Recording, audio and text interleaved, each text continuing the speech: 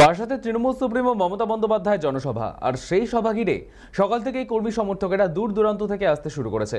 বারাসাতের এই সভা থেকে মুখ্যমন্ত্রী কি বার্তা দেন তার উপর নজর রেখেছে কর্মী সমর্থকদের।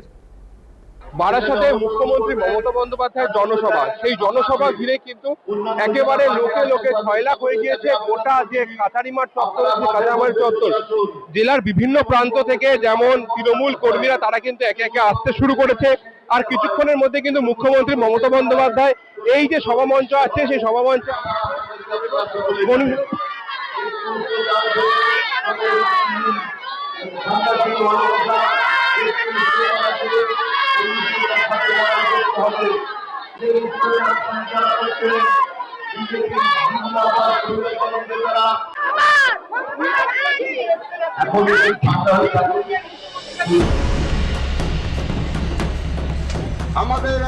আমরা আগামী দিনে কিভাবে ভোটটা করব, কিভাবে নির্বাচনটা সুস্থ শান্তিপূর্ণভাবে করব, নির্বাচনে যাতে কোনো সমস্যা না হয়, আমরা সবাই মিলে একসাথে, যাতে কারোর আঘাত না হয়, কারোর প্রাণঘাতী না হয়, কোনো ধরনের সমস্যা কারোর গায়ে হাত না তুলতে হয়, কোনো মানুষ যাতে মারা না যায়, সুস্থ শান্তিপূর্ণভাবে বাংলায় ভোট হয়, এটাই আমরা আবার প্রমাণ করবো।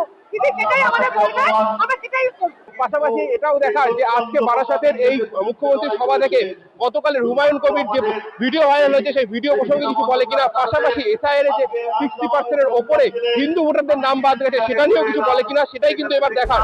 বারাসাত থেকে ক্যামেরায় জয় ঘোষের সাথে দিচ্ছেন সময় কলকাতা।